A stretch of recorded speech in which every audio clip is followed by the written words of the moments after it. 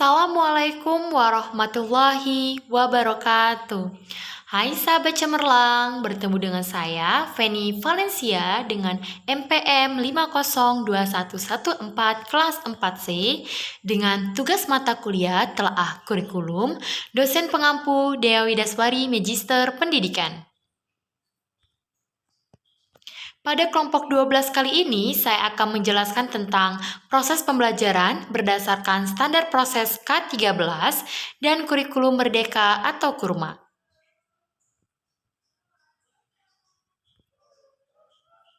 Materi pertama yang akan saya jelaskan adalah standar proses pembelajaran kurikulum 2013 dan merdeka atau kurma. Jika kalian semua penasaran dengan pelajaran apa saja yang akan kita bahas pada hari ini, maka ikuti terus ya videonya sampai dengan selesai. Yang pertama adalah standar proses pembelajaran kurikulum K13. Standar adalah suatu norma atau persyaratan yang biasanya berubah suatu dokumen formal yang menciptakan kriteria, metode, proses, dan praktik rekayasa atau teknis yang seragam. Proses adalah serangkaian kegiatan yang diupayakan kepala sekolah bagi kepentingan sekolahnya.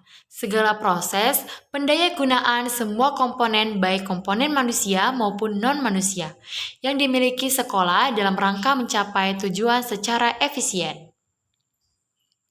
Standar proses adalah standar nasional pendidikan yang berkaitan dengan pelaksanaan pembelajaran pada satu satuan pendidikan. Untuk mencapai standar kompetensi lulusan, proses pembelajaran pada satuan pendidikan diselenggarakan secara interaktif, inspiratif, menyenangkan, menantang, memotivasi peserta didik untuk berpartisipasi aktif, serta memberikan ruang yang cukup bagi prakarsa, kreativitas, dan kemandirian sesuai dengan bakat minat siswa.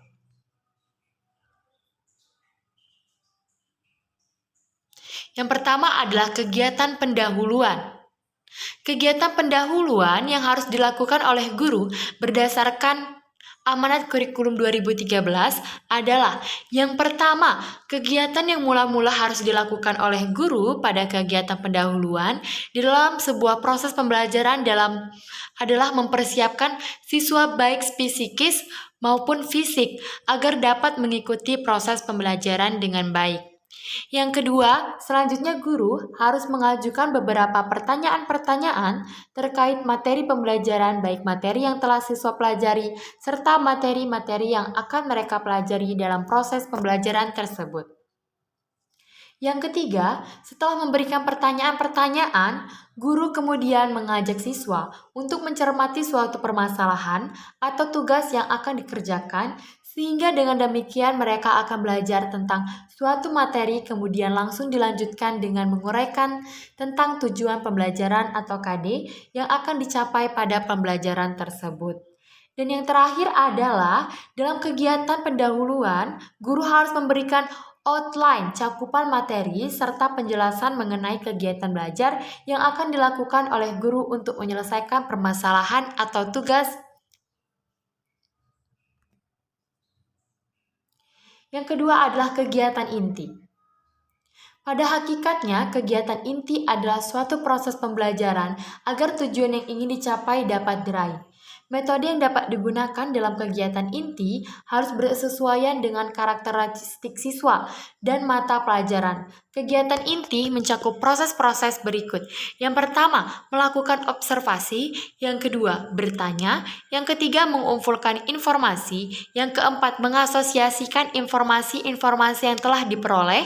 Yang kelima, dan mengkomunikasikan hasilnya. Pada proses pembelajaran yang terkait dengan KD yang bersifat prosedur, untuk melakukan sesuatu, guru memfasilitasi sedemikian rupa prosedur sehingga siswa dapat melakukan pengamatan terhadap permodelan atau demonstrasi yang diberikan guru atau ahli. Siswa menirukannya, selanjutnya guru melakukan pengecekan dan pemberian umpan balik dan latihan lanjutan kepada siswa. Yang terakhir adalah kegiatan penutup. Pada kegiatan penutup, guru bersama-sama dengan siswa dan atau guru sendiri membuat rangkuman atau kumpulan pelajaran, melakukan penilaian dan atau refleksi terhadap kegiatan yang sudah dilaksanakan secara konsisten dan terprogram, memberikan umpan balik terhadap proses dan hasil pembelajaran, merencanakan kegiatan tindak lanjut dalam bentuk pembelajaran remedi, program pengayaan, layanan konseling dan atau memberikan tugas baik tugas individual maupun kelompok sesuai dengan hasil belajar peserta didik, dan menyampaikan rencana pembelajaran pada pertemuan berikutnya. Selanjutnya akan kita bahas adalah standar proses pembelajaran kurikulum merdeka atau KURMA. Standar proses adalah kriteria minimal proses pembelajaran berdasarkan jalur, jenjang, dan jenis pendidikan untuk mencapai standar kompetensi lulusan. Pasal 1 ayat 1, Pasal 2 ayat 1, standar proses digunakan sebagai pedoman dalam melaksanakan proses pembelajaran yang efektif dan efisien untuk mengembangkan potensi, prakarsa, kemampuan dan kemandirian peserta didik secara optimal. 2. Standar proses sebagaimana dimaksudkan pada ayat 1 meliputi perencanaan pembelajaran, pelaksanaan pembelajaran, dan penilaian proses pembelajaran. Selanjutnya, prinsip dan karakteristik pembelajaran berdasarkan standar proses. Karakteristik pembelajaran pada setiap satuan pendidikan terkait erat pada standar kompetensi lulusan dan standar isi. Standar kompetensi lulusan memberikan kerangka konseptual tentang sasaran pembelajaran yang harus dicapai. Standar isi memberikan kerangka konseptual tentang kegiatan belajar dan pembelajaran yang diturunkan dari tingkat kompetensi dan ruang lingkup materi. Sesuai dengan standar kompetensi lulusan, sasaran pembelajaran mencakup pengembangan ranah sikap, pengetahuan, dan keterampilan yang dielaborasi untuk setiap satuan pendidikan. Ketiga ranah kompetensi tersebut memiliki lintasan perolehan atau proses psikologis yang berbeda. Sikap diperoleh melalui aktivitas, menerima, menjalankan, menghargai, menghayati, dan mengamalkan. Pengetahuan diperoleh melalui aktivitas mengingat, memahami, menerapkan, menganalisis, mengevaluasi, mencipta, dan keterampilan diperoleh melalui aktivitas mengamati, menaya, mencoba, menalar, menyaji, dan mencipta. Itulah sedikit penjelasan saya pada kelompok 12 ini. Semoga bermanfaat dan terima kasih.